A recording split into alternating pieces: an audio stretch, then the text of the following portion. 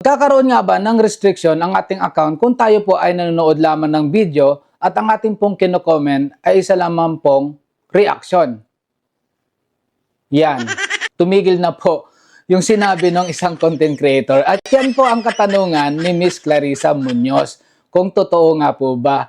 Guys, wala pong katotohanan yan. Ang katotohanan po ay kung tayo po ay magko-comment ng reaction ng sunod-sunod.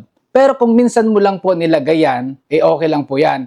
Ang sinasabi lang po ni Facebook, kapag flooded po yung ating reaction na sunod-sunod nga po sa content ng isang content creator. Dahil po tayo po ay pwedeng magkaroon ng restriction. Magkakaroon po kayo ng restriction for 1 day, 2 days kasi nga po yan tinatawag na spam. Nadidetect po yan ng system generated ni Facebook. So advice ko lang din po sa mga content creators sa tutorial na katulad ko, kapag kayo po ay nagsasalita ng katulad po niyan, wag naman pong masyadong bitin. Dahil nga po, kailangan po nating elaborate sa ating mga viewers, hindi yung nakatanga sila, nakanganga. Bakit? Napaka-importante po kasi na dapat yung ating tutorial is informative, na kumbaga, explain natin bakit. Kailangan po, may kasunod po yon. Wag po yung tipong kukuha lang po kayo ng maraming viewers, pero bitin naman po yung inyong sinasabi. Parang kay jowa lang din po yan, guys, no?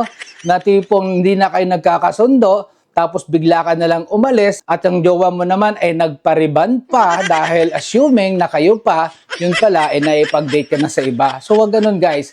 Kailangan linawin nyo, kailangan magkaroon ng closure kung ano po ba talaga yung gusto nyong iparating sa inyong mga viewers. Kaya kayong mga jowa dyan, huwag lang kayo basta-basta maipag-date sa iba. Kailangan may closure. Para nang noon, hindi na gumagastos yung jowa nyo magpaganda, nagpariban pa at tinutang lang yun dun sa kapitbahay niya. Chismosa, pasok. Sigurado yan. Mayayari pa yan sa mga chismosa sa lugar nila.